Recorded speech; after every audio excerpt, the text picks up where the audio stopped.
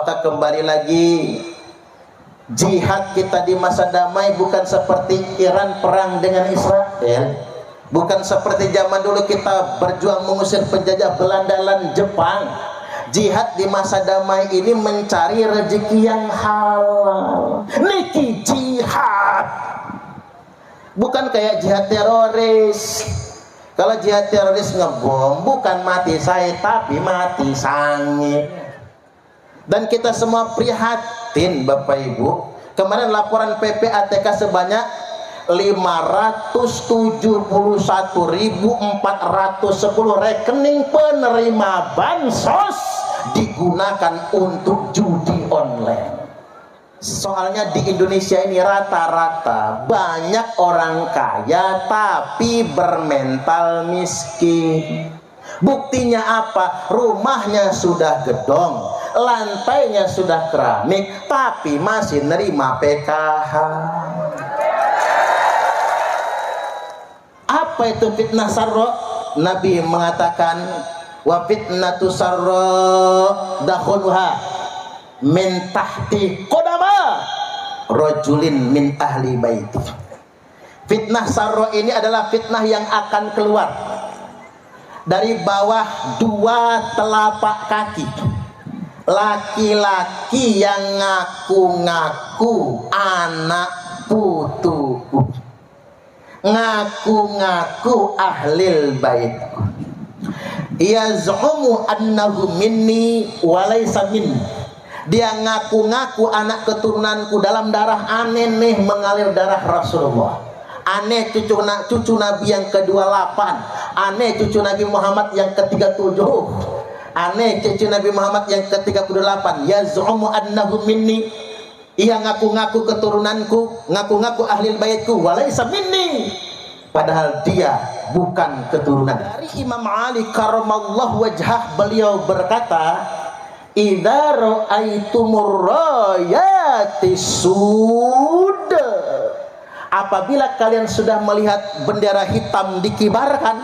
Ini bendera hitam, bukan bendera tauhid, jangan salah nyebut, tidak ada bendera tauhid itu. Apabila bendera hitam sudah dikibarkan, falzamul ardo wala tuhariku aidiakum wala arjulakum, tetaplah di kampung-kampung kalian, tetaplah di bumi kalian, negeri kalian, rumah-rumah kalian. Jangan gerakkan tangan kalian, jangan gerakkan kaki kalian, jangan ikut-ikutan demo 212. Itu maksudnya. Jangan ikut-ikutan mereka, karena itu kelompok bendera hitam palsu. Jadi kelompok itu la yafuna bi ahdin, saya ulangi, la yafuna bi ahdin wala mitsaq. Mereka melanggar kesepakatan, melanggar perjanjian, melanggar kehidupan berbangsa dan bernegara, di mana hati mereka keras sekali. Qulubuhum kazuburil hadid, hati mereka keras bagaikan baja, nggak bisa diingatkan. Dan kelompok itu akan dipimpin oleh orang yang ngaku-ngaku anak putune Kanjeng Nabi. Hati-hati. Bismillahirrahmanirrahim. Assalamualaikum warahmatullahi wabarakatuh. Alhamdulillah alamin. Wa binastan walamu dunya waddin. Wa salatu wassalamu ala asrofil anbiya'i wal mursalin wa ala alihi wa sahbihi ajmain. Amma ba'du. Alhamdulillah alamin. Bertemu lagi di channel Prima Syarmania Lampung. Bagaimana kabar teman-temanku semuanya pada kesempatan kali ini? Semoga teman-temanku semuanya selalu dalam keadaan sehat walafiat dimanapun teman-temanku berada. Amin, amin ya rabbal alamin. Baiklah, pada video kali ini saya akan menayangkan acara tabligh akbar dalam rangka memperingati anniversary Arsen atau Armada Sendang yang ke-7 kalinya, Tahun Baru Islam 1447 Hijriah, santunan anak yatim piatu dan duafa, yang pada kesempatan kali ini yang diisi langsung oleh beliau Al-Mukarram Romo Kiai Haji Suparman Abdul Karim Hasan dari Bandar Lampung. Beliau adalah pimpinan Pondok Pesantren Rahmatul Ummah As-Salafiyah An-Nadiyah Jati Agung Lampung Selatan, dan sekaligus beliau adalah Ketua Pimpinan Wilayah Perjuangan Wali Songo Indonesia Provinsi Lampung yang berlokasikan di Lapangan Umum Sendang Agung Kabupaten Lampung Tengah. Dan alhamdulillah acara ini berjalan dengan lancar. Baiklah teman-teman, untuk mempersingkat waktu, marilah kita dengarkan bersama Mauidul Hasan yang disampaikan oleh Al-Mukarram Romo Kiai Haji Suparman Abdul Karim Hasan sampai selesai. Supaya tidak gagal paham, marilah kita dengarkan videonya sampai habis. Jangan di-skip dan usahakan untuk selalu menggunakan headset supaya teman-teman bisa lebih fokus untuk mendengarkannya. Baiklah, selamat mendengarkan. Assalamualaikum warahmatullahi wabarakatuh.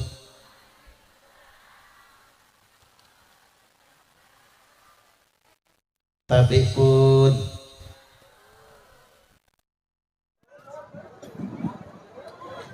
Bismillahirrahmanirrahim.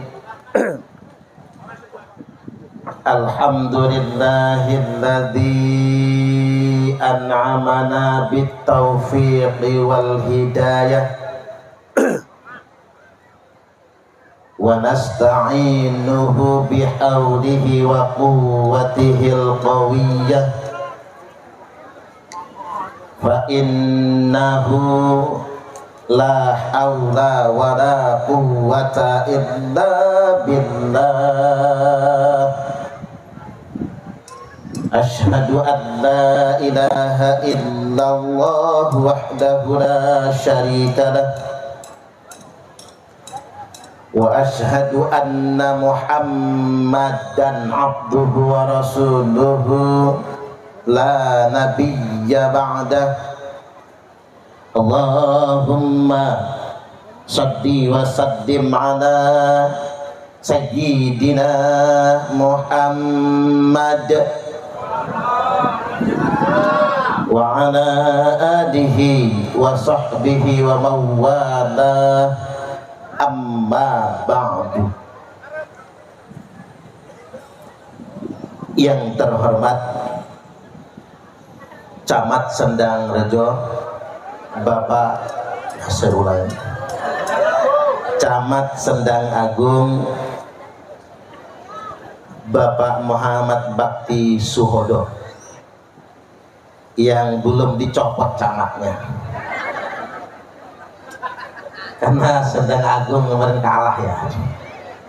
Tapi tidak apa-apa, dicopot jadi camat, saya doakan beliau jadi kepala dinas, amin. Karena camat tidak boleh mengintervensi pilihan rakyat, gitu begini. Selanjutnya yang saya hormati Kepala Desa atau Kepala Kampung Sendang Mulyo, Bapak Suparyo. Pak Paryo mana Pak? Suparyo kali Suparman ya Pak. Bolo Pak Suparyo Suparman ya. Beserta Ibu Kades, Ibu Kepala Kampung. Selanjutnya yang kami hormati dan yang kami ta'zimi, Romo Kiai Haji Khairul Anam, Romo Kiai Ishak, mursyid kita. Selanjutnya yang kami hormati dan yang kami ta'zimi, Gus Hamzah, pengasuh Pondok Pesantren Al-Basyari, Kiai Haji niki nopo Solhahu apa no Solahu, ini yang nulis bagaimana ini? Solhahu Zainun, pengasuh Pondok Pesantren Sananul Falah, yang kami hormati dan yang kami ta'zimi, segenap para yai, para masyayikh yang tidak dapat saya sebutkan satu persatunya dikarenakan panitia tidak mencatatkan semuanya. Hadir membersamai kita yang kami ta'zimi jajaran Suriah MWCNU Kecamatan Sendang Agung. Selanjutnya Ketua MWC atau Ketua Dewan Tanfiziah MWCNU Kecamatan Sendang Agung beserta jajaran. Juga ada sahabat saya Gus Nasuha, Ketua PCNU gitu, Wakil Ketua, sekretaris PCNU Kabupaten Lampung Tengah. Selanjutnya yang kami hormati dan yang kami takzimi segenap KBNU Sendang Mulyo, mulai dari pengurus ranting NU, kemudian muslimat, tadi hadir membersamai kita pengurus PAC Sendang Agung beserta ranting Sendang Mulyo, kemudian Ansor, Fatayat, Banser, Ibnu, IPPNU. Selanjutnya yang kami hormati segenap panitia, yakni pengurus Arsen. Arsen itu kepanjangannya apa? Oh, Armada Sendang. Pak Yai Adi tadi, Adi Masruri katanya Arsen itu apa? Arek Sendang katanya. Pak Yai Adi salah jenengan. Oh, bukan Arek Sendang, emang orang Malang di sini. Jadi Armada Sendang ternyata, yakni Bapak Bapak Bejo Susilo beserta jajaran, Pak Nurdin dan segenap pengurus Armada Sendang yang telah sukses menyelenggarakan kegiatan sore hari ini. Bukan hanya sore hari ini, full kegiatan khitanan massal, santunan anak yatim, kemudian servis gratis, serta kegiatan puncak hari ini yakni pengajian. Hadirin wal hadirat rahimakumullah, bapak-bapak dan ibu-ibu, tanpa mengurangi rasa hormat saya kepada segenap Syekhul Kabir wa Syekhul Shagir, para yai, para masayikh yang tidak dapat saya sebutkan satu persatunya dikarenakan saya belum hafal semuanya. Jadi sekali lagi tanpa mengurangi rasa takzim saya, karena saya masih muda, minta izin naik panggung seperti sekarang untuk menyampaikan mau'izah. Ini tugas saja sebetulnya, bukan karena saya lebih hebat, bukan karena saya lebih alim, bukan karena saya lebih mulia, tapi kalau ceramahnya di bawah ibu-ibu nggak kelihatan nantinya. Makanya diperkenankan panitia untuk ngaji dari atas panggung ini. Hadirin wal hadirat rahimakumullah, perkenalkan kula niki asmone Suparman Abdul Karim. Asmone Suparman namun senes tiang Jawi. Jadi bapak saya Komring. Nah ini kebetulan alhamdulillah Pak Haji Aceng, Pak Yai Aceng niku besan beliau mamang kulo, Pak Lik kulo, Jamaluddin Arbi itu besan beliau. Betul-betul besan Sabai itu mamang kulo, adik bapak kulo. Tahunya justru malah di sini. Ngertinya malah di sini. Bapak kulo Komring. Komring niku kalau cara Lampungnya itu Pak Lampung dialek api. Komring itu mirip bahasanya dengan Lampung pesisir sama Wai Kanan. Cuman dia bukan Saibatin tapi pepadun adatnya. Komring niku kalau cara Lampungnya adat pepadunnya. Makanya dia penyimbang adat. Tapi kalau pesisir kan Saibatin. Jadi kira-kira begitu, bahasanya sama. Sedangkan ibu saya orang Ogan. Jadi bapak Komring, ibu Ogan. Loh kok namanya Suparman? Karena lahir bulan Safar. Maka namanya Suparman. Suparman, Suparyo, Suparmi. Saya program kehamilan istri saya itu dengan dokter Ubat Prengsewu karena susah punya keturunan. Saya tanya sama yang banyak anak, apa caranya biar ngasil, pakai gaya yang kayak mana begitu. Makanya tadi ada teman kita yang minta didoakan karena belum punya keturunan. Nah itu pengalaman saya. Jadi segala gaya udah dicoba, nggak ngasil-ngasil loh Pak. Jadi ngamalnya sederhana, minta air dengan kiai saya, mursyid saya, lantas kemudian diijazahi suruh nginjek kaki perempuan yang sudah hamil. Di istri saya yang nginjek, bukan sayanya.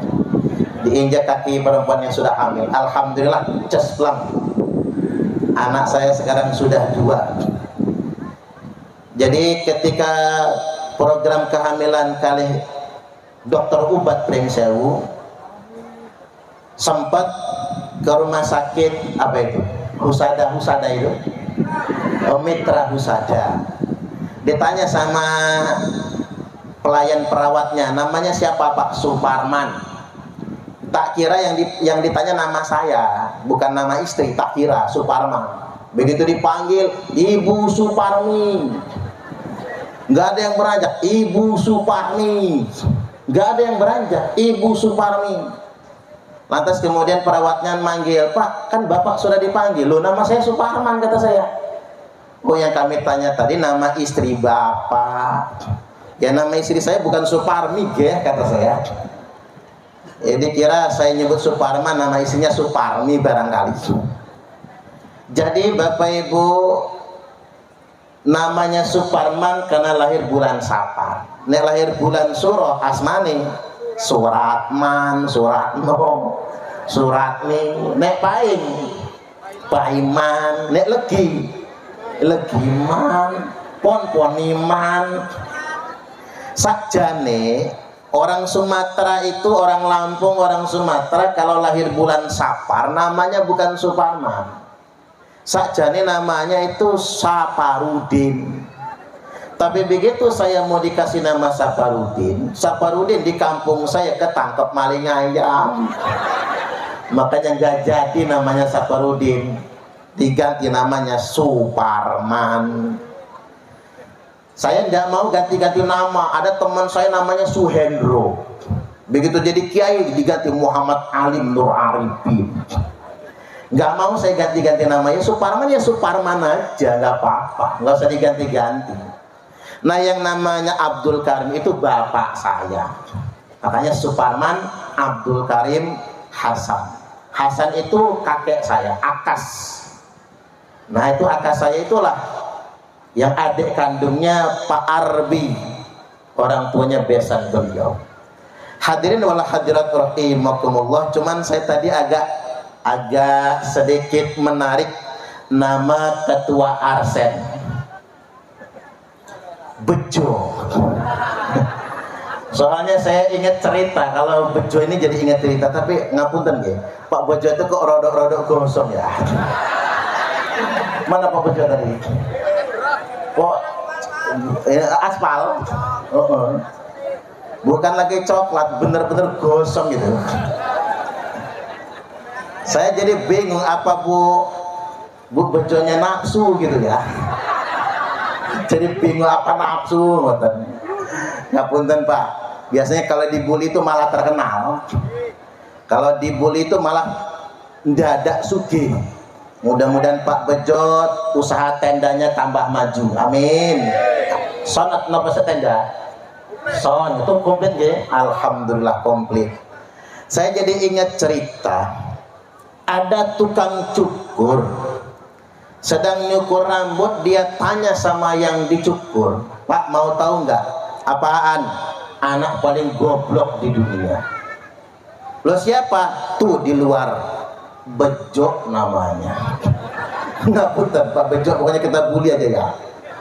Bejo namanya. Lo kok sampean tahu Bejo anak paling goblok? Udah saya tes tiap hari, Bejo tambah goblok. Memang kayak mana ngetesnya? Yuk kita tes lagi. Hari ini belum dites. Maka sama tukang cukur dipanggil, Jo, meriki Jo. Bejo masuk. Ada apa Mang? Kata Bejo. Ternyata anak kecil, umur kelas 4, kelas 5 SD, sama tukang cukur ditawari, di tangan kanan uang 5.000, di tangan kiri uang 1.000. Milih Jo. sama bejo dipilih yang 1.000, bukan yang 5.000. Nah kan Pak, kata tukang cukur, bejo memang goblok. Ada yang 5.000 tapi dia pilih yang 1.000. Pikir yang dicukur bener juga nih tukang cukur. Emang anak ini goblok, nggak tahu duit gede sama duit kecil. Selesai cukur rambut, dia keluar ketemu bejo lagi di depan. Penasaran yang dicukur, "Jok, sini Jok. Ada apa Om?" "Ini duit berapa Jok?" 5.000 Om. Disodorkan di tangan kanan, ditunjukin. "Yang ini Jok 1.000 Om." "Gede yang mana Jok?"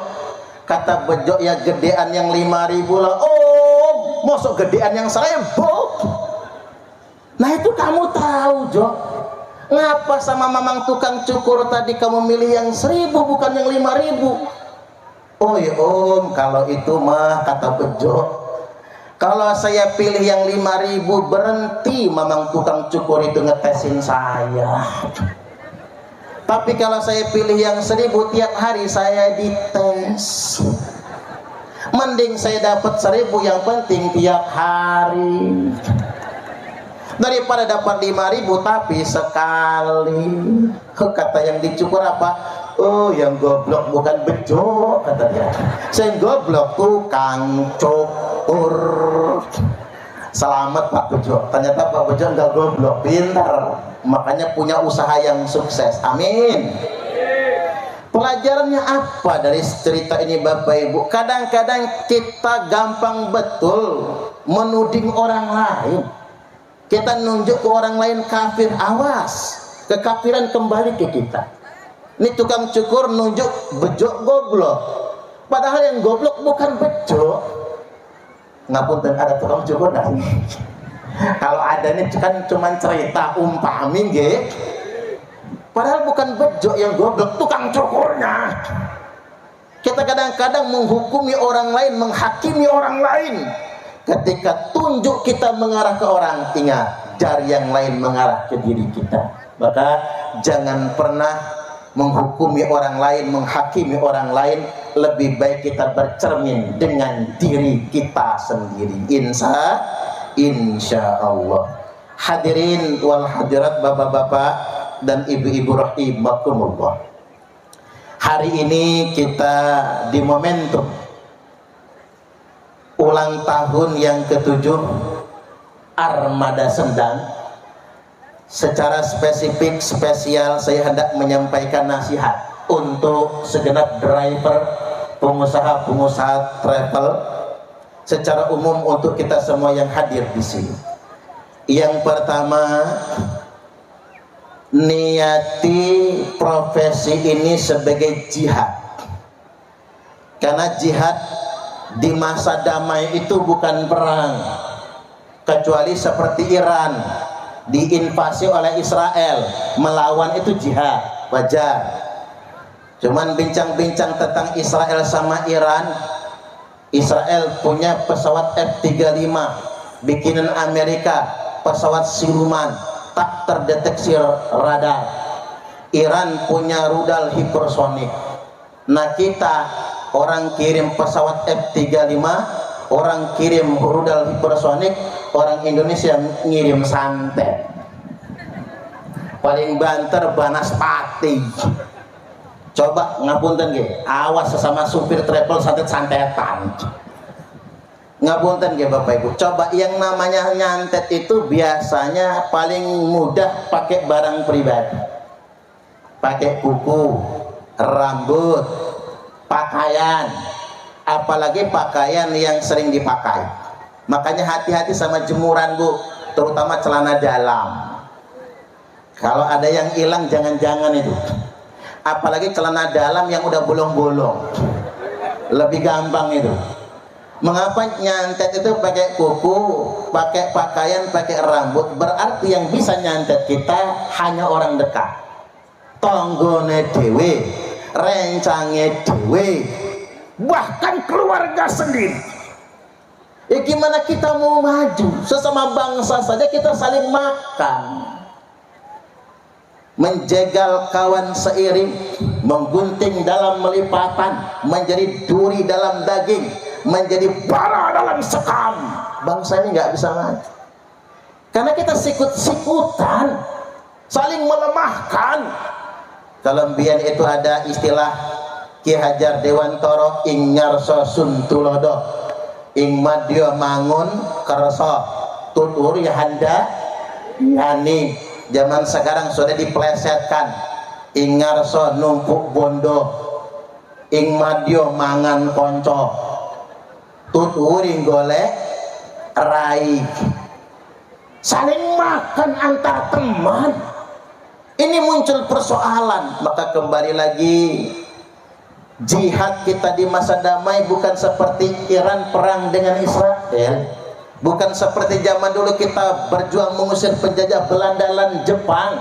Jihad di masa damai ini mencari rezeki yang halal. Niki jihad, bukan kayak jihad teroris. Kalau jihad teroris ngebom, bukan mati saya tapi mati sangit. Gitu mungkin. Makanya disebutkan dalam sabda Nabi, syarru qatla tahta adimis sama. Seburuk-buruknya kematian di bawah kolong langit ini mati sebagai teroris, khawarij. Wa khairu qatla man qataluhu, dan sebaik-baiknya kematian orang yang gugur memerangi teroris. Ini bukan teroris, tak ulang ya. Jadi bukan teroris yang mati syahid. Yang mati syahid yang memerangi teroris nih. Karena mengapa? Teroris itu merusak ketertiban dan keamanan, merongrong negara kesatuan Republik Indonesia. Nah, jihad kita hari ini adalah mencari rezeki yang halal. Maka mugi-mugi bapak-bapak yang menjadi driver travel berjuang, Allah ganti dengan pahala jihad fi sabilillah. Allahumma amin. Man qutila duna malihi fahuwa syahid. Yang mati gugur karena membela hartanya mati syahid. Wa man qutila duna ahlihi fahuwa syahid. Barang siapa yang mati membela keluarganya mati syahid. Wa man qutila duna nafsihi fahuwa syahid. Dan barang siapa yang mati gugur membela kehormatan dirinya maka mati syahid. Artinya kalaupun mesti bawa mobil nerepel, taruhannya nyawa, barangkali kalaupun sampai terjadi, walaupun tak kita harapkan, maka kematian dalam rangka mencari rezeki yang halal itu mati syahid. Jadi yang pertama saya boleh ingatkan, mantapkan niat kita semua mencari rezeki, berharap ridha Allah. Ini jihad fisabilillah. Makanya ma'atyabah, inna atyabah, tak ulang ya, inna atyabah ma akaltum min kasbikum. Sesungguhnya yang paling bagus apa-apa yang kalian makan min kasbikum adalah hasil usaha kalian sendiri. Jadi rezeki yang paling bagus untuk dimakan adalah hasil keringat sendiri, hasil kerja sendiri. Itulah mengapa Bapak Ibu, rezeki itu bukan tentang berapa besarnya, bukan tentang berapa banyaknya, tapi sejatinya rezeki itu adalah sebagaimana kita mengusahakannya. Dari situlah kita berharap keberkahannya. Allahumma amin, amin ya rabbal alamin. Halo, halo. Laisal ghina an katratil arab. Bukanlah kaya raya itu karena kalian banyak perbendaharaan. Kaya itu bukan karena banyak perhiasan. Bu, panjenengan senang emas? Senang?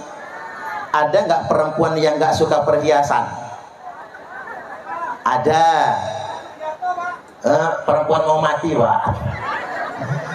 Kalau perempuan mau mati itu gak senang berhiasan, cincin dilepas, anting dilepas, kalung dilepas, 3 hari kemudian mati itu biasanya.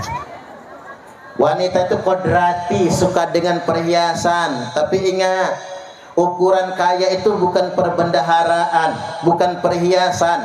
Walakinnal ginan nafsi, tapi kaya yang sebenarnya kaya jiwa kalian semua. Bukan kaya yang menjadikan Anda bahagia, tapi rasa bahagia yang menjadikan Anda kaya. Bukan kaya yang membuat Anda bersyukur, tapi bersyukurlah yang menjadikan Anda berasa kaya.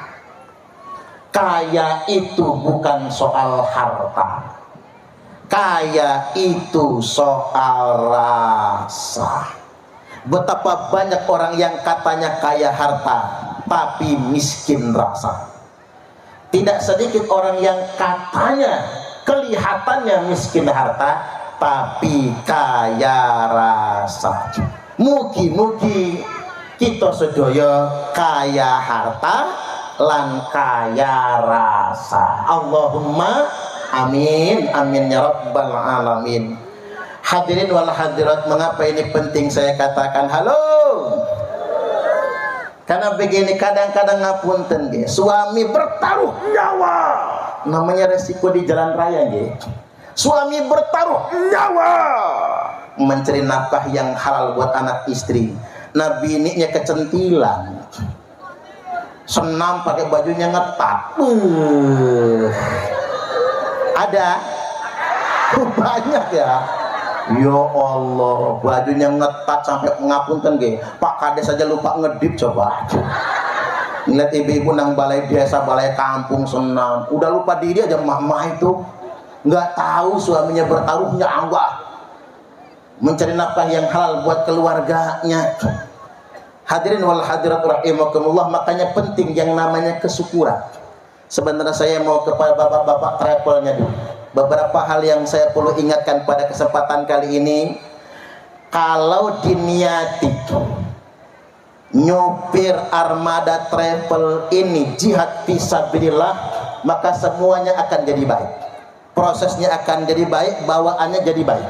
Soalnya begini Bapak Ibu, banyak orang mengorbankan kesehatan demi uang. Ya Pak ya, ini fakta ini. Betapa banyak orang mengorbankan kesehatan demi uang, dan juga orang mengorbankan banyak uang demi kesehatan. Ini kan aneh manusia hidup. Halo, dia bertaruh nyawa mengorbankan kesehatan demi dapat duit.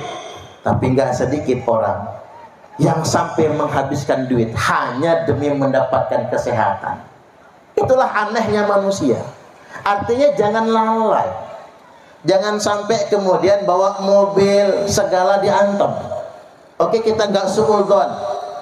Mudah-mudahan super travel nggak pakai narkoba nggih, nggak pakai sabu-sabu nggih. Ya rusak badannya nanti. Ngapunten nggih Pak. Halo. Jenengan kalau sudah sakit-sakitan ya, kalau istrinya perhatian. Halo. Setulus-tulusnya emak-emak ini nggak bisa mengalahkan ketulusan ibu jenengan Pak. Apalagi jenengan sudah sakit-sakitan, kena ginjal, kena pankreas, diabetes. Kalau sudah kena diabetes, udah nggak kuat lagi, nggak bisa bangun dia. Udah kayak gitu sensitif, cerewet, gampang ngambeknya, gampang cemburunya. Istri telat ngambil anduk marah, istri telat bikin teh marah, istri sambil ngaduk teh ngebatin. Kapan matinya orang sampai ini? Ngapunten nggih, doa sih enggak cuman ngebatin. Merana panjenengan Pak, jaga kesehatan. Jangan terlalu percaya sama perempuan. Apalagi hidup udah susah, ada yang ngerayu lagi ya. Yang ngerayu Pak Camat. Jadi Allahu Akbar. Maka jaga kesehatan, jangan minum sembarangan. Malah saya rekomendasi udut Pak. Monggo kersane, supir itu malah baiknya ngudut. Jadi minum air putih dibanyakin larutan, minumin air putih dibanyakan, air kelapa sering-sering, malah air kelapa sering-sering degan, minum air putih, udut monggo kersane. Hasil penelitian mengatakan orang yang ngerokok lebih cepat mati daripada yang nggak ngerokok. Kata penelitian, karena satu batang rokok itu memendekkan umur 20 menit. Tapi saya pikir-pikir itu fitnah. Karena pada kenyataannya yang lebih cepat mati yang nggak ngudut malahan. Ini fakta loh Pak. Ini fakta.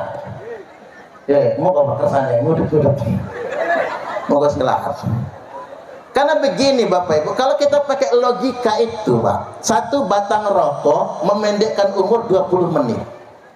Berarti kalau kita ngurut dalam satu hari minimal 20 batang, berarti 400 menit. 400 menit niku 6 jam, hampir 7 jam. Berarti kalau dibagi sekitar seperempat. Berarti orang yang ngudut umurnya akan berkurang seperempat sampai sepertiga. Umpama dikatakanlah sepertiga.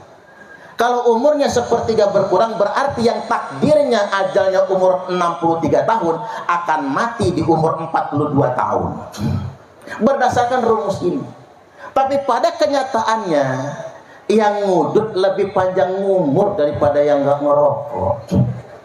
Karena kata Aderai, orang yang ngudut itu mengapa dia relatif lebih panjang umur? Karena begitu dia menghisap rokok, dia akan menggunakan pernafasan perut.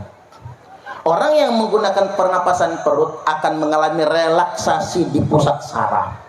Begitu terjadi relaksasi, tenang, tidak stres. Tepuk tangan dulu. Ini saya belain yang ngudut-ngudut ini. Karena penyebab penyakit itu sejatinya bukan makanan, tapi penyebab penyakit itu pikiran. Dan pikiran yang paling membebani adalah cicilan. Makanya yang banyak cicilan paling cepat matinya tuh Pak. Soalnya begini, logikanya masuk Pak. Suami pening kayak manapun, cicilan banyak, utang banyak, bini monyong, kawan berbohong, bos marah-marah. Cukup dengan sebatang rokok jadi relaksasi. Nggak kebeli rokok nongkrong di gardu ronda, pasti ada kawan yang bawa rokok. Pura-pura lihat merek rokok, lama-lama kan buka juga dia Pak. Ada relaksasinya, masuk akal Bapak Ibu.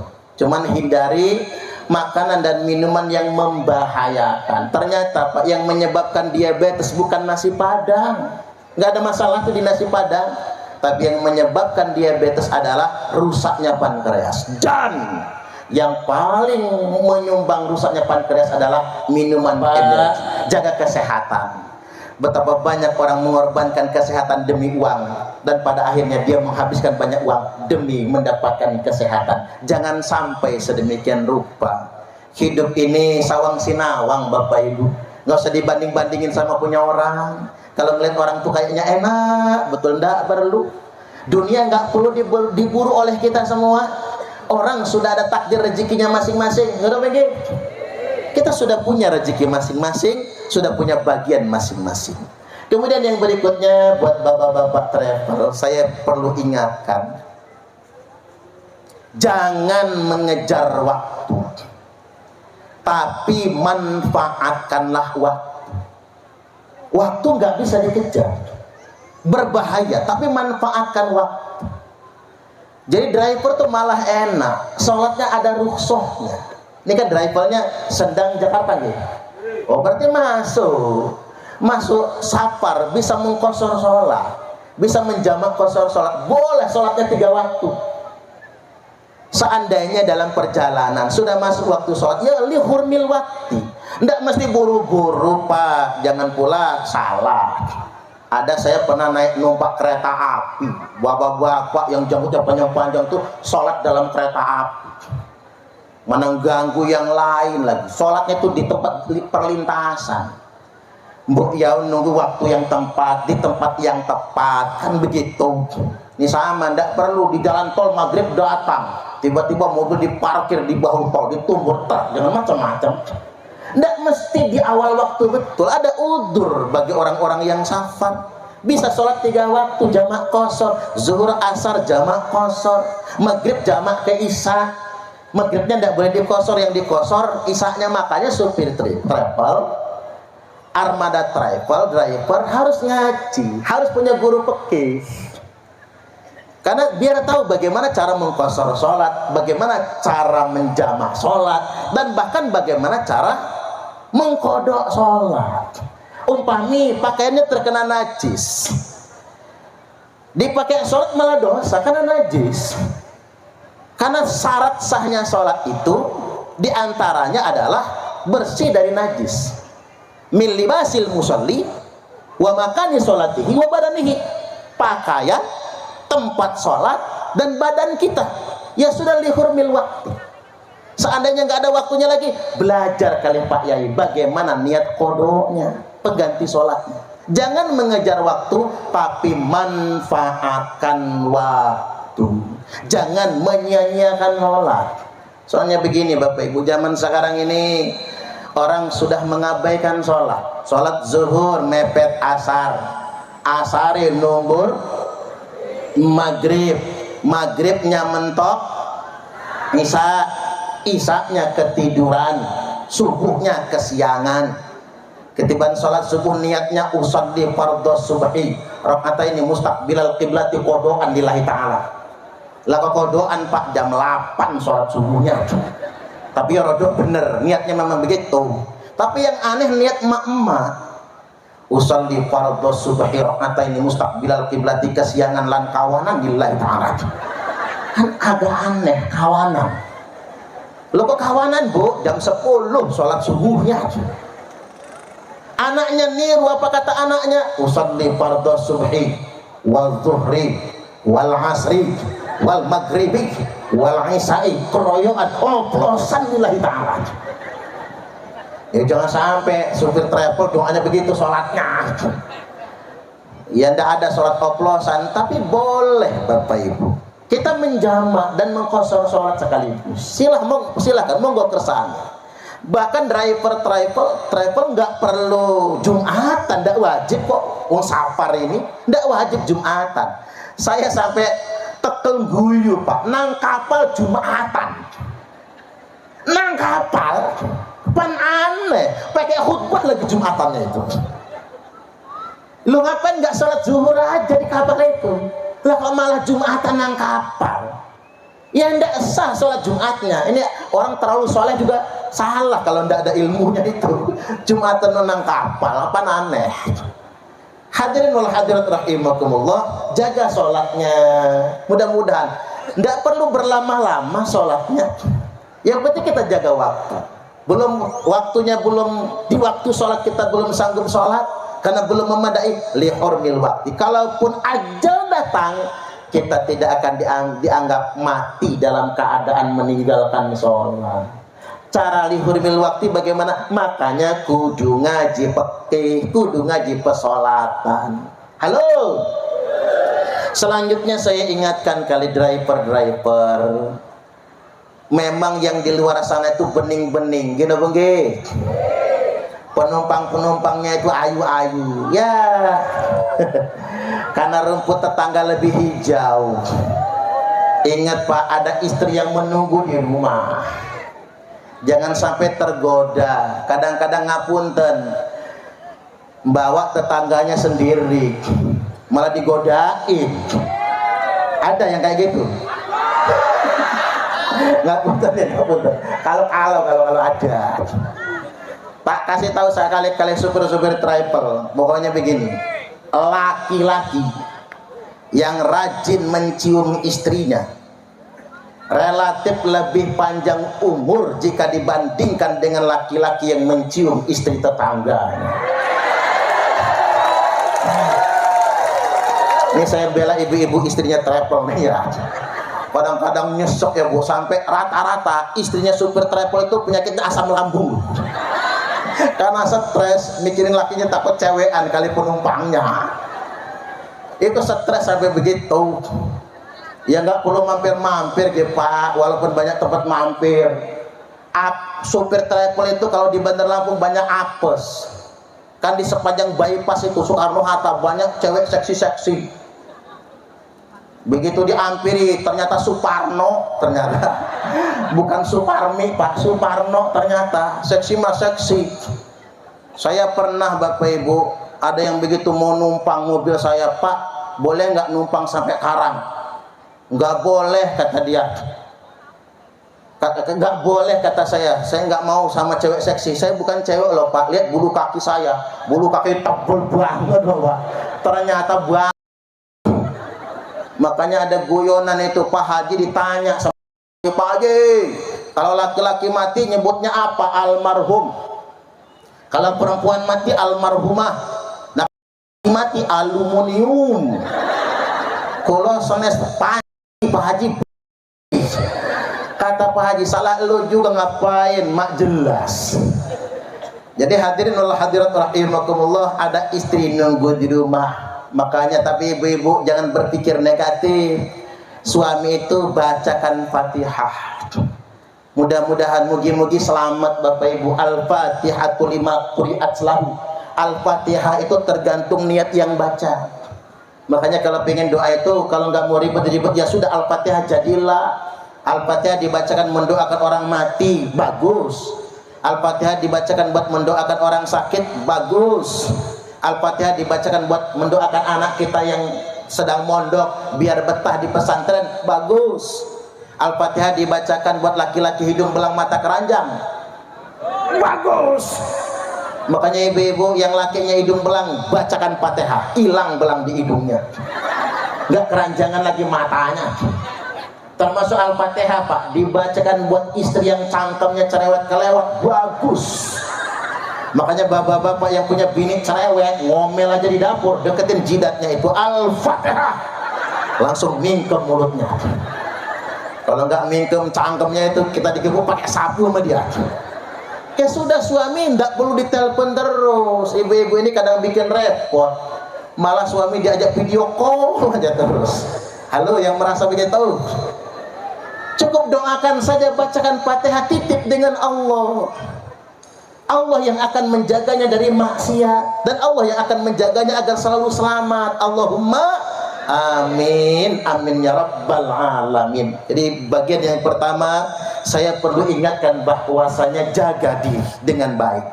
Dan begini, rezeki sedikit demi sedikit harus ngumpul. Hidup ini jangan begini, jangan terperdaya dengan sesuatu yang gak syar'i. Pekerjaan apapun Bapak Ibu, tanyakan, ini menurut syariat benar atau tidak? Kalau nggak benar, walaupun duitnya banyak, jangan. Rujukannya syariat. Ada yang ngajak menggandakan uang goib,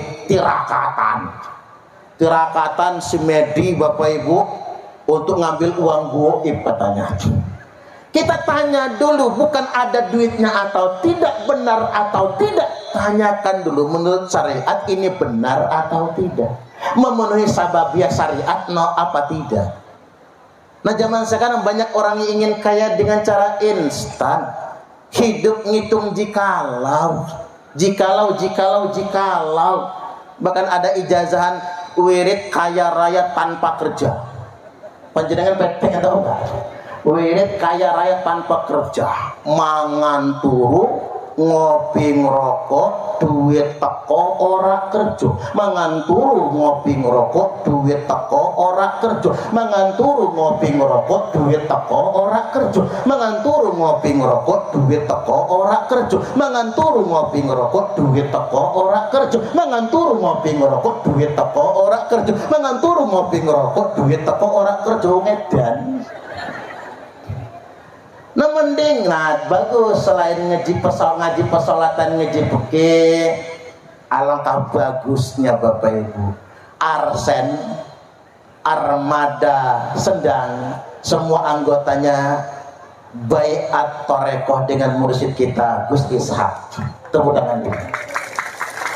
Begini Pak, ruh kita ini butuh murabbih. Harus ada yang membimbing Bapak Ibu, agar kita tahu tujuan hidup kita, agar nggak melulu dunia. Gara-gara kita nggak torikohan, percaya dengan hayalan, betapa banyak orang Indonesia kejebak judi online. Ya bayar. Ibu-ibu tepuk tangan lagi lah. Ini masalah kita loh. Judi online itu per tahun 2024 putaran duit judi online itu Bapak Ibu 900 triliun. Di tahun 2025 ini diprediksi oleh OJK PPATK putaran uang judi online tahun 2025 mencapai 1.200 triliun. Itu 1.200 triliun itu nolnya berapa itu Bu? Itu diketik nang kalkulator, error kalkulator. Kalau 1 triliun itu 1.000 miliar. 1 miliar itu 1.000 juta. 1 triliun itu 1.000 miliar. Nah niki 1.200 triliun. Itu kalau dibelikan cendol semua. Tenggelam Provinsi Lampung oleh laut cendol. Saking banyaknya. 1.200 triliun itu Pak, kalau dibagi habis untuk 270 juta rakyat Indonesia ini per kepala, mulai dari bayi baru brojol sampai kakek-kakek yang sudah terbaring di kasur dapat 5 juta. Saking banyaknya. Dan kita semua prihatin Bapak Ibu. Kemarin laporan PPATK sebanyak 571.410 rekening penerima bansos digunakan untuk judi online. Halo, udah miskin penerima bansos kan orang miskin Pak, udah miskin kufur pula. Ini yang disebutkan oleh sabda Nabi, kadal fakru ayyakuna kufran. Hampir saja kefakiran itu menjatuhkan pada kemiskinan. Saya ulang, kefakiran itu menjatuhkan kepada kekufuran. Yaitu maksudnya Bapak Ibu, sebanyak 571.410 rekening penerima bansos digunakan untuk judi online. Ini masalah di kita. Betapa memang sudah krisis ekonomi, krisis iman. Miskin ekonomi, miskin iman. Ya tadi saya ambil perumpamaan orang tua dulu, lebih baik makan singkong kenyataan daripada makan roti tapi ngimpi. Ya ya. Boleh berharap burung yang terbang tinggi tapi punai di tangan jangan dulu dilepas. Rezeki ini yang konkret-konkret saja. Begini Bapak Ibu, kalau orang abangan main judinya judi kartu. Tapi kalau yang nggak abangan, rodok-rodok seneng sholat Pak, rodok-rodok seneng, judinya judi online. Kalau Islam abangan makan babi, itu Islam abangan. Tapi kalau Islamnya modern makan uang korupsi, ya Pak ya, ya Pak ya. Ngapunten. Kalau muslimnya masih abangan nggak tahu sholat, jangankan sholat Bapak Ibu, waktu nikah aja syahadat nggak bisa ngucap, sampai disiram tuh saking abangannya Pak, dimandiin biar ngucap syahadatnya bisa lancar, saking abangan. Kalau muslim abangan makannya makan babi, tapi kalau muslim modern yang dimakan uang korupsi, padahal makan uang korupsi lebih haram daripada makan babi. Ini saya mau mengatakan hal lebih haram, lebih besar dosanya maksud saya. Ya haram sama, cuma lebih besar dosanya. Nanti saya dianggap pada haram 1, haram 2 lagi ya. Sama Bapak Ibu, coba kalau seandainya di Sendang Agung ada bakso babi, geger sak Sendang Agung, sampai anggota dewan marah-marah, sudah bakso babi. Anggota dewan marah-marah ada bakso babi. Tapi anggota dewan nggak marah-marah kalau makan uang korupsi. Niki anomali, inilah anomali di negeri kita ini. Ya tadi sama, kalau musimnya abangan judi kartu. main banting QQ. Tapi kalau mesinnya udah modern, judi online, bayangkan sampai 1.200 triliun putaran per tahunnya dari judi online. Judi kartu saja yang kelihatan lawannya loh Pak, udah kelihatan satu meja lawannya. Itu saja Bapak Ibu, yang menang jadi arang, kalah jadi abu. Nggak ada yang benar-benar menang. Apatah lagi judi online. Judi online itu ada operatornya. Yang sugih yang operatornya. Makanya kalau kata paman saya, kalau pengen sugih dari main judi, judinya jangan dimusuhi. Halo, judinya dikawani. Tak ulang deh. Kalau pengen sugih dari main judi, judinya jangan dimusuhi, tapi dikawani, ditemani. Maksudnya apa? Jangan jadi pemasang, jangan jadi pemain, jadilah bandar. Berhentilah nyupir travel, sengaja bikin aplikasi judi online, Sendang 88 misalnya. Umpami ownernya Pak Nurdin, umpami deh. Ownernya itu bikin program sendiri, buka situs judi online. Nah kalau kita jadi bandar, kita sugih. Begitu sugih, rumah bertingkat, mobilnya 4, istrinya pun 4, bisa sultan. Sugih dari judi online. Di dunia kaya raya bak surga, akhirat tinggal masuk neraka. Yang buat nopo-nopo, yang penting dunia sudah surga, akhirat tinggal neraka. Tapi kalau kita musuhi judi, kita yang main Bapak Ibu, sudah di dunia sengsara, akhirat masuk neraka. Saking sengsoranya di dunia Bapak Ibu, udah memang sama istri nggak setia, rodok-rodok gatelan ganjen, nggak bisa ngelihat yang bening dikit, gaweknya main judi online, akhirnya duit habis, pekarangan kejual, ditinggal istri. Ada yang kayak gitu? Ada ya. Ini kita prihatin Bapak Ibu. Tidak ada kamusnya orang kaya dari main judi online. Makanya hindari yang sedemikian rupa. Jangan ngitung jikalau. Nah belum. Halo. Pasin jam 4 ya. Yang berikutnya pada kesempatan kali ini hendak saya ingatkan, setelah kita menjadikan pekerjaan ini sebagai jihad kita, jihad panjenengan, memberi rezeki yang halal buat anak istri. Yang kedua, perbanyak sedekah agar barokah. Rasulullah sallallahu alaihi wasallam telah bersabda, as-shadaqatu taruddul balaa wa tutawwilul umrah. Sedekah itu menolak bala dan memanjangkan umur. Itulah mengapa Bapak Ibu momentum bulan Muharram ini rame-rame kita bersih kampung, kita bersih desa. Di antara agenda bersih kampung kita adalah sedekah.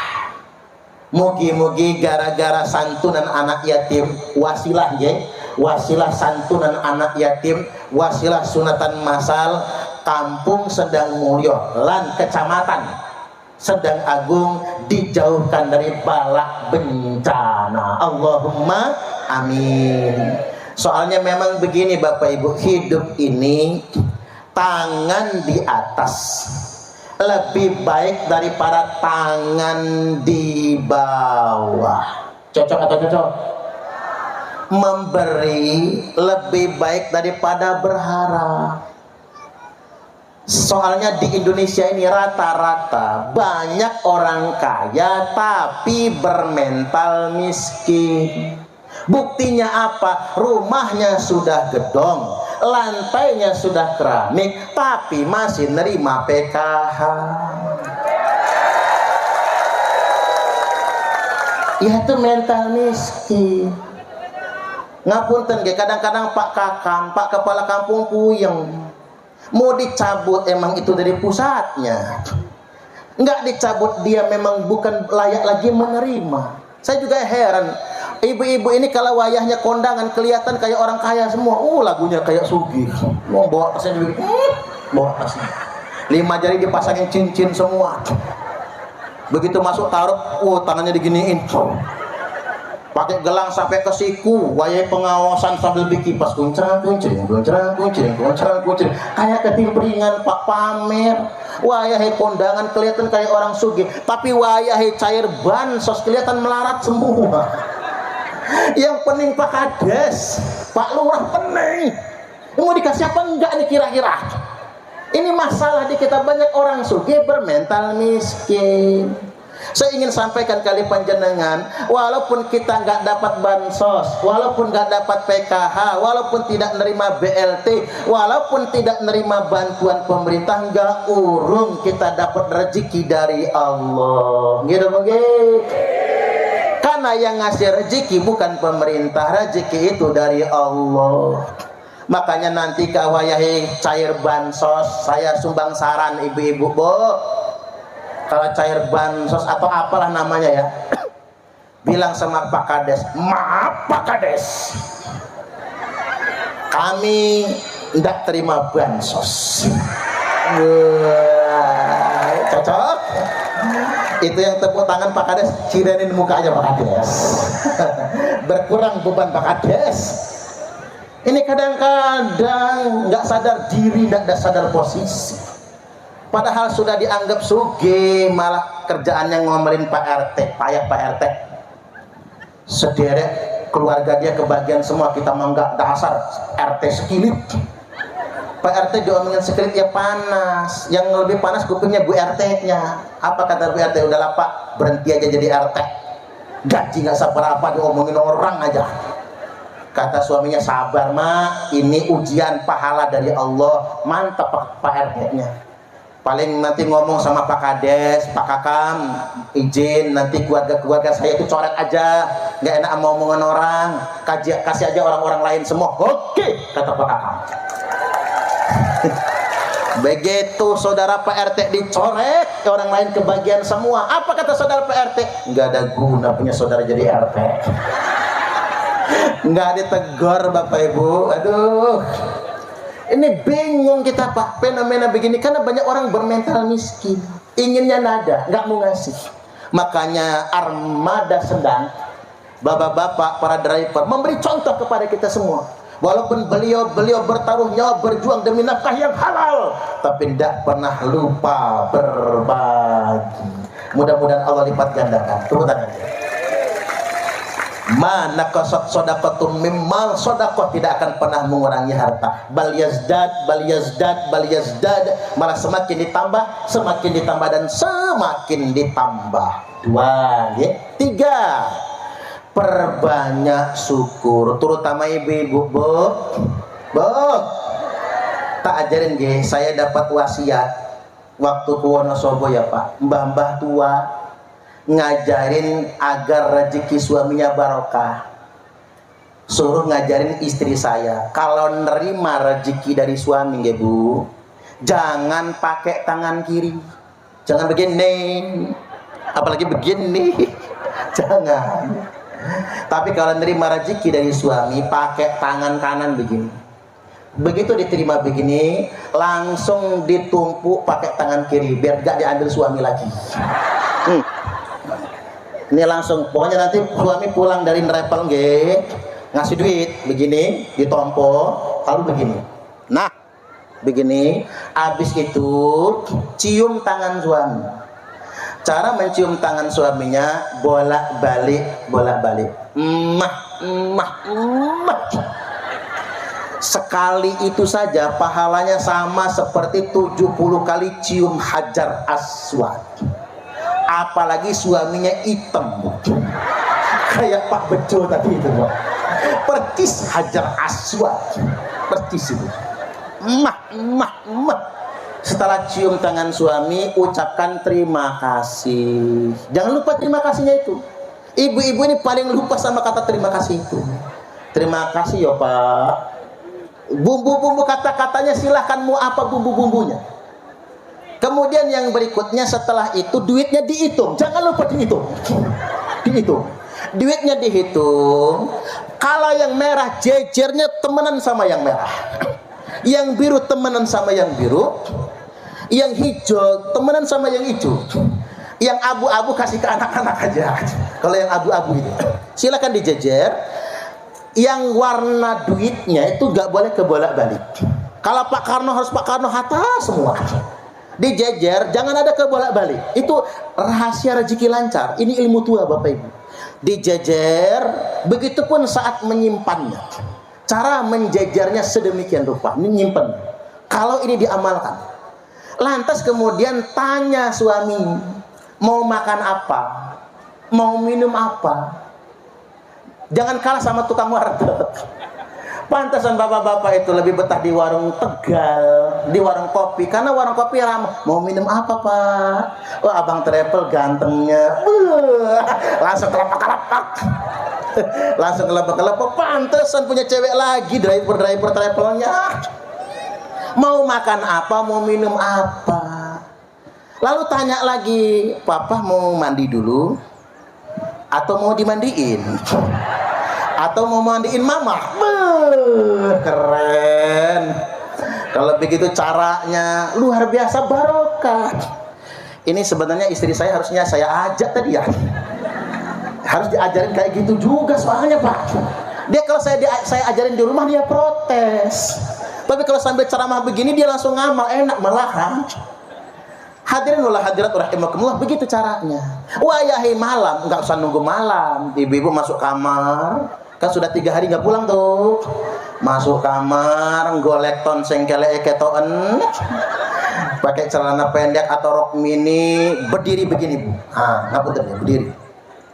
Kaki kanan sejajar dengan badan, kaki kiri ke depan, tumitnya diangkat begini. Nah, tangan begini, dagunya diangkat,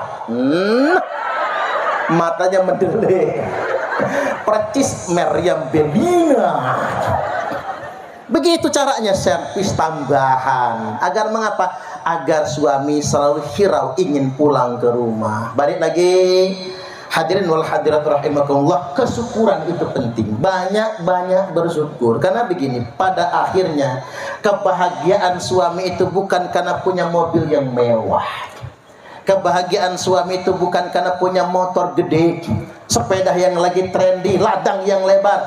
Kebahagiaan sejati seorang suami pada akhirnya punya istri yang solihah. Ngira mungkin. Coba Pak, ini curhat kita sama-sama bapak-bapak ya Pak. Curhat kita sesama laki-laki Bu. Suami susah, ngomong matur sama istrinya, maaf ya Ma, gara-gara kawin sama saya kamu susah. Orang punya rumah kita masih ngontrak, orang punya mobil walaupun mobilnya buat ngerepel. Nah kita punyanya cuma sepeda. Gara-gara kawin sama saya kamu jadi sengsara. Apa jawab istri? Enggak kok Pak, saya bangga punya suami kayak Bapak. Drodok suaminya. Ada yang kayak gitu? Boro-boro. Apa jawab ibu-ibu? Iya sial saya dapat laki kayak kamu. Coba suami saya dulu lupa camat nggih. Udah jadi camat suami saya. Ya punten, dan jam berapa ini? Belum. Nanti impaknya terakhir nggih. Jangan lupa, ini taruhnya takut belum dibayar soalnya. Hadirin wal hadirat rahimakumullah. Hanya saja memang begini Pak. Ibu-ibu ini tahulah suaminya. Dia tidak berlebih-lebihan. Makanya wanita Indonesia itu wanita paling nerimo sedunia internasional. Gitu begini. Paling nerimo. Tapi ibu-ibu ini Pak, kalau Pak lihat tak keker-keker, paling sebel sama suami yang pelit, ngasihnya cuman dikit, itu pun diungkit-ungkit. Ada nggak zaman sekarang? Yang mana orangnya? Tunjukin sama saya. Maka mbok yau Pak sekali-kali panggil istri, Mama, meriki Mama. Enten apa Papa? Iya. Lenggah Mama. Begitu istri duduk, rogoh kantong kanan Pak, agak seret. Banting duit 15 juta. Ceger. Ini duit apa Papa? Ini uang belanja Mama. gue tuku beras, bayar listrik, ongkos anak sekolah, cicilan motor, cicilan kulkas, cicilan baju muslimat. Kira-kira cukup mama? Cukup papa. Begitu istri balik badan ngekep 15 juta pengen nyimpen di kamar, apa kata suami? Nanti dulu mama, masih kurang. Rogoh lagi kantong kiri, banting lagi 15 juta. Jereker. Ini uang apa lagi papa? Ini bonus untuk mama. Mangkato nang pasar mama, jangan pulang kalau nggak habis nih duit. 15 juta uang belanja, 15 juta bonusnya 30 juta. Mau nggak bu? Ngimpi. Ngimpinya ngatin sudut langit lah bu.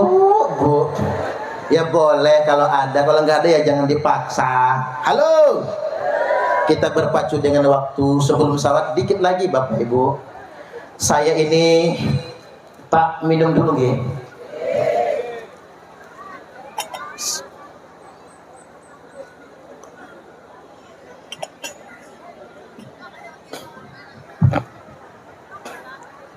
Kita sedang dihadapkan dengan fenomena Israel. Israel itu tidak akan terkalahkan. Bab ini kapan-kapan kita ngaji pak. Karena mengapa la tufsidunna fil ardi marratain. Mereka akan berbuat kerusakan di muka bumi 2 kali. Setelah kerusakan pertama, Israel akan dihukum. Setelah mereka dihukum terusir, dibantai sampai Hitler pun bantai, mereka akan berjaya lagi yang kedua kali.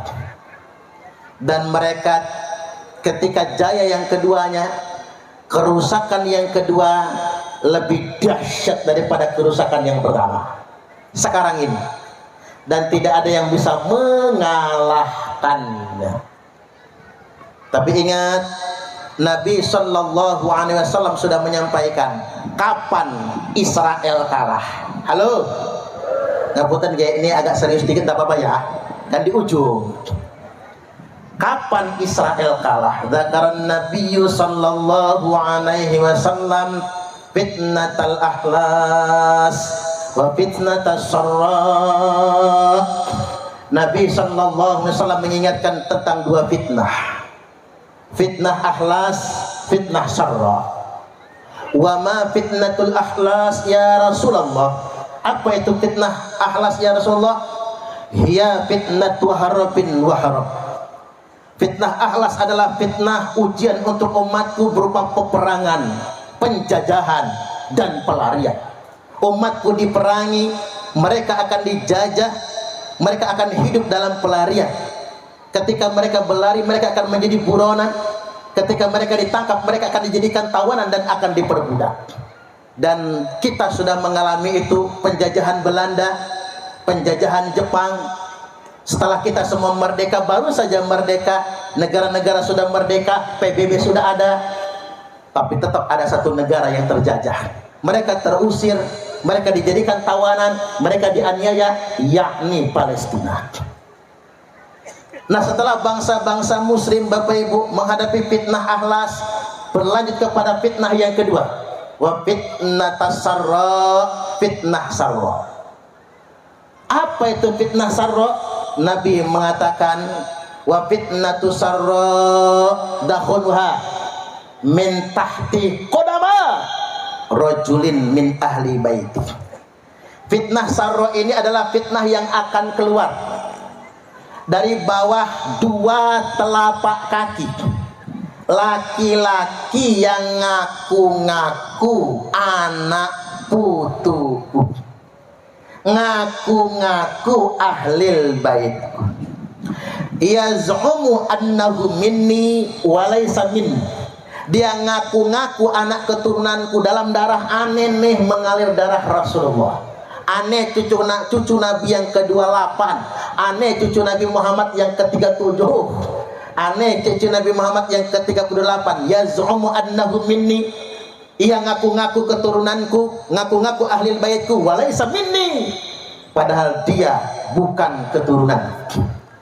Jadi ciri akhir zaman Imam Mahdi sudah akan muncul, akan banyak orang yang ngaku-ngaku anak cucu Nabi. Lah dilalah Bapak Ibu, yang ngaku-ngaku anak putu Nabi itu justru banyaknya di Indonesia Raya tercinta. Dilalahnya ternyata Nabi sudah sampaikan, berikan sinyalemen, nanti bakal ada yang ngaku-ngaku anak putu Kanjeng Nabi. Ya, saya juga anak cucu Nabi, Pak. Nabi Adam. Kita juga sama. Maksudnya mengaku-ngaku anak cucu Nabiullah Muhammad sallallahu alaihi wasallam. Ini tanda Imam Mahdi akan muncul. Nabi bersabda, Al-Mahdiyu minna. Imam Mahdi itu keturunan kami, kata Rasulullah. Min waladi Fatimah. Keturunannya Fatimah. Ismuhu ismi wa ismu abihi isma abi. Namanya namaku, nama bapaknya nama bapakku. Berarti Imam Mahdi itu keturunan Kanjeng Nabi, namanya Muhammad bin Abdullah. Lahirnya di mana? Ternyata di Madinah, bukan di Sendang Agung. Jadi kalau lahirnya di Sendang, apa meneh namanya Suparman, nggak masuk hitungan. Kudu Muhammad namanya bin Abdullah. Namun sebelum Imam Mahdi muncul, akan ada yang ngaku-ngaku anak putune Kanjeng Nabi. Lah dilalah, yang ngaku-ngaku anak putune Kanjeng Nabi di Indonesia ini, satu, menurut catatan kitab nasab, mereka sama sekali tidak terbukti anak cucu Nabi, putus 5 abad. Yang kedua, Bapak Ibu, berdasarkan kitab tarikh, sama sekali tidak ada reportase sejarah. Saya ulangi, sama sekali tidak ada reportase sejarah dalam kitab sejarah manapun yang mencatatkan mereka. Dan yang ketiga, berdasarkan ilmu saintik tes DNA, ternyata DNA asal usulnya Yahudi Askenazi. Asal usul. Kalau sekarang ya sama dengan kita, Muslim juga, Pak. Hanya saja yang nggak boleh ngaku-ngaku anak putu ini Kanjeng Nabi. Tapi alamat ini menunjukkan sebentar lagi Imam Mahdi akan lahir. Nanti Imam Mahdi akan dibaiat di Baitullah. Nanti Sunni sama Syiah bersatu. Sebelum Imam Mahdi dibaiat, Sunni Syiah nggak akan pernah bersatu. Makanya Sunni Syiah jangan pernah mau diadu, karena belum waktunya untuk bersatu. Nanti setelah Imam Mahdi dibaiat, Imam Mahdi kemudian memimpin pasukan umat Islam. Nah, pasukan umat Islam nantinya akan pakai bendera hitam. Halo. Itulah mengapa winginane Banser bakar bendera hitam. Karena bendera hitam yang dikibarkan oleh HTI dan kelompok 212 itu bendera hitam palsu. Ini lanjut nggak ngajinya deh, Pak? Tanggung ke, biar nggak setengah-setengah. Dari Imam Ali karramallahu wajhah, beliau berkata, idza ra'aitumur rayati sud, apabila kalian sudah melihat bendera hitam dikibarkan. Ini bendera hitam, bukan bendera tauhid, jangan salah nyebut. Nggak ada bendera tauhid itu. Apabila bendera hitam sudah dikibarkan, falzamul ardo wala tuhariku aidiakum wala arjulakum. Tetaplah di kampung-kampung kalian, tetaplah di bumi kalian, negeri kalian, rumah-rumah kalian. Jangan gerakkan tangan kalian, jangan gerakkan kaki kalian, jangan ikut-ikutan demo 212. Itu maksudnya. Jangan ikut-ikutan mereka, karena itu kelompok bendera hitam palsu. Jadi kelompok itu la yafuna bi ahdin. Saya ulangi, la yafuna bi ahdin wala mitsaq. Mereka melanggar kesepakatan, melanggar perjanjian, melanggar kehidupan berbangsa dan bernegara, di mana hati mereka keras sekali. Qulubuhum kazuburil hadid. Hati mereka keras bagaikan baja, nggak bisa diingatkan. Dan kelompok itu akan dipimpin oleh orang yang ngaku-ngaku anak putune Kanjeng Nabi. Hati-hati. Nah, nanti Bapak Ibu, Imam Mahdi akan memimpin pasukan pakai bendera hitam. Saat itulah kita pakai.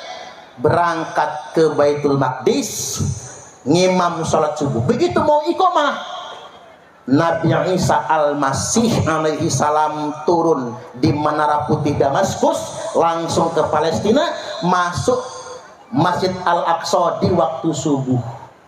Nabi Isa diperkenankan masuk mihrab untuk jadi imam. Kata Imam Mahdi, monggo kersane jadi imam. Kata Nabi Isa, engkau yang berhak menjadi imam, saya akan jadi makmum di belakang. Maka Nabi Isa ngamum, habis sholat subuh berjamaah perang melawan Yahudi. Nabi Isa ditugasi membunuh Dajjal laknatullah alaih. Imam Mahdi memimpin pasukan melumatkan orang Yahudi. Setelah itu perang dimenangkan, Imam Mahdi akan memimpin. Setelah itu Imam Mahdi meninggal dunia, diganti oleh Nabi Isa alaihi salam. Nabi Isa akan memimpin dunia internasional 40 tahun lamanya, dan Nabi Isa akan menikah. Saya doakan istrinya Nabi Isa orang Sendang Mulyo, biar kunjungannya ke sini. Setelah itu 40 tahun beliau wafat, dimandikan, dikafani, disolatkan, dan dikuburkan. Artinya Israel akan kalah kalau Imam Mahdi sudah memimpin pasukan, dan Nabi Isa berhasil membunuh Dajjal. Sebelum itu terjadi, umat Islam harus bersabar, ojo kesusu, semampu kita membela diri. Contohlah Iran, Pak. Iran walaupun diisolasi, dia bikin rudal hipersonik. Setidaknya dengan itu dia bisa melindungi diri. Baik, demikian kita sholawatan dulu. Nanti kotak sumbangannya dikelilingkan setelah sholawat badar nggih. Kita mau yalal waton, bar yalal waton sholawat badar, bar sholawat badar baru kotaknya keliling, kotak sholawatnya nggih. Yalal waton yalal waton yalal waton, hubul waton minal iman, wala takun minal hirman, inhadu ahlal waton, yalal waton yalal waton yalal waton, hubul waton minal iman, wala takun minal hirman, inhadu ahlal waton. Indonesia biladik anta unwanul fakhomah, kullu mayyatika yawman tomi'ayyan kohimah, kullu mayyatika yawman tomi'ayyan kohimah. Yalal waton yalal waton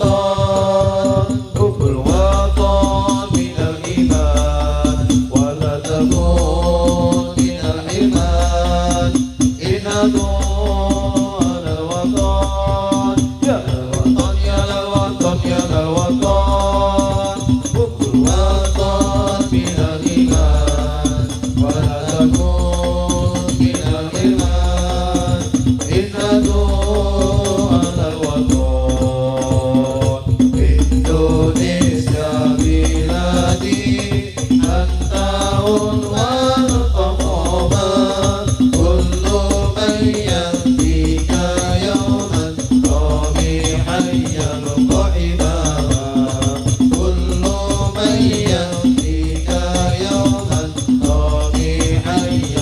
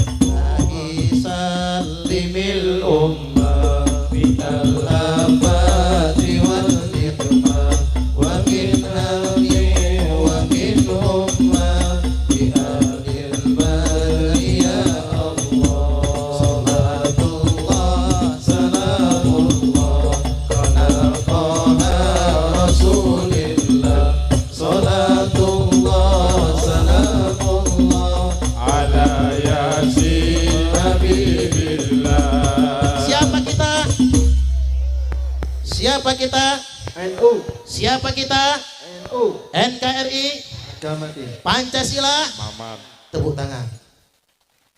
Monggo sambil kotaknya jalan. Astaghfirullah Rabbal baraya. Astaghfirullah minal khotaya. Rabbi zidni ilman nafi'an wa wafiqni amalan salihan. Astaghfirullah Rabbal baraya. Astaghfirullah minal khotaya. Rabbi zidni ilman nafi'an wa wafiqni amalan salihan. Lanjut. Mana kosong sedekatum mimmal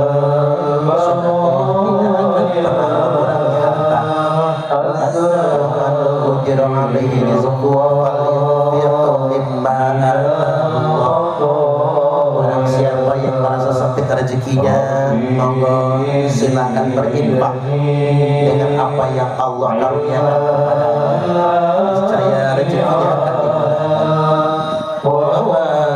wafiqni amalan sholihan. Terima kasih. Baik Bapak Ibu yang belum infak monggo disusulkan ke panitia. Yang lupa bawa duit nggak usah minjem kawannya, takut lupa mulangin karena uang dikit. Lebih baik daripada minjem kawannya, lepas cincinnya saja atau anting-antingnya. Ngapunten nggih, itu saja dari saya karena waktunya sudah semakin sore. Khawatir kita nanti lalai sholat asarnya. Kalau ada yang tidak berkenan saya mohon dimaafkan, dan ada baiknya mudah-mudahan itu semua bermanfaat. Kalaulah ada sumur di ladang, bolehlah kita menumpang mandi. Itu mungkin ini Pak. Oh, infak akan disumbangkan ke masjid, nggih. Bukan ke taruhnya udah dibayar kok. Ini ya bukan bayar, ini sedekahnya Pak Bejo, nggih. Infak akan disumbangkan ke masjid atau musola yang sedang membangun di wilayah Kampung Sendang Mulyo. Jadi berapapun yang panjenengan sumbangkan tadi itu akan dicatat sebagai sedekah jariah pembangunan masjid. Barang siapa yang membangun masjid, man bana masjidan fid dunya, barang siapa yang membangun masjid di dunia ini, maka Allah akan bangunkan istana untuknya di surga. Amin. Baik, demikian wallahul muwaffiq ila aqwamit thoriq. Wassalamualaikum warahmatullahi wabarakatuh. Alhamdulillahirrahmanirrahim. Telah kita dengarkan bersama Mauidhah Hasanah yang disampaikan oleh Al-Mukarram Romo Kiai Haji Suparman Abdul Karim Hasan. Demikian di video kali ini, mudah-mudahan apa yang disampaikan beliau, ilmunya kita bisa ambil manfaatnya dan menambah wawasan-wawasan penting bagi kita semuanya. Amin amin ya rabbal alamin. Di sini saya mohon maaf apabila ada kesalahan dalam penyebutan nama dan tempat serta pengeditan yang memakan waktu lama. Jika teman-teman menyukai channel ini, support terus, yakni Prima Syarmania Lampung. Subscribe channel ini jika channel ini bermanfaat. Share ke teman-teman Anda semua. Tinggalkan like dan komen di bawah jika teman-teman menyukai video-video di channel ini. Terima kasih atas perhatiannya. Saya pamit mengundurkan diri. Wassalamualaikum warahmatullahi wabarakatuh.